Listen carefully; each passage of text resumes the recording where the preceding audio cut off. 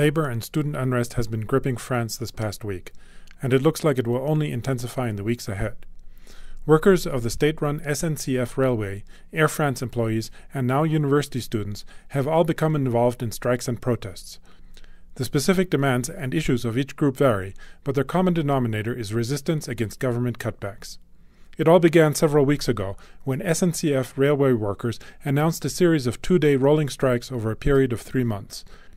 It's a protest against President Emmanuel Macron's plans to eliminate employment security and early retirement opportunities and to impose layoffs. Over 80% of France's rail traffic was halted last Tuesday and Wednesday.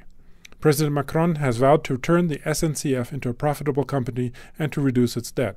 However, workers say it is a ploy to eventually privatize France's rail system.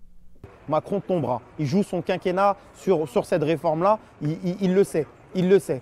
Il sait qu'il s'est attaqué à un des bastions de l'avant-garde du prolétariat, des ouvriers. Il sait très bien que s'attaquer aux cheminots, ça peut déclencher tout et montrer que c'est le Thatcher à la française pour de vrai. On a la preuve que c'est le Thatcher à la française, comme ça peut être la démonstration de la fin de son quinquennat. Voilà. Celui qu'on attendait comme Monsieur Réforme, et ben au final, il s'est couché comme tous les autres et il ne peut rien nous apporter de plus. Voilà. Meanwhile, Air France unions joined the actions and launched a wave of work stoppages, grounding at least a quarter of all of the airline's flights this week.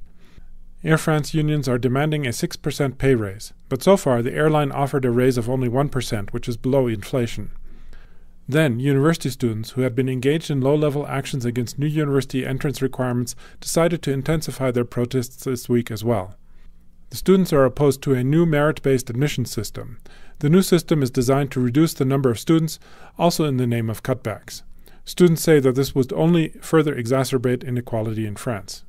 Le 3 avril, on était 1800 en Assemblée Générale à voter majoritairement le blocage. Donc moi je pense que en fait, c'est un moyen qui est aussi approuvé par beaucoup d'étudiants qui se mobilisent contre la sélection à l'université.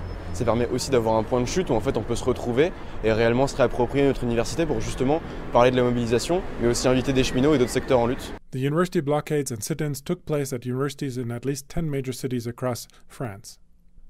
This past week of combined student and worker protests and strikes reminds people not only of Margaret Thatcher's privatization of Britain's rail system in the 1980s, but also of France's legendary May 1968. Back then, almost exactly 50 years ago, students and workers united in a general strike against the government of the time.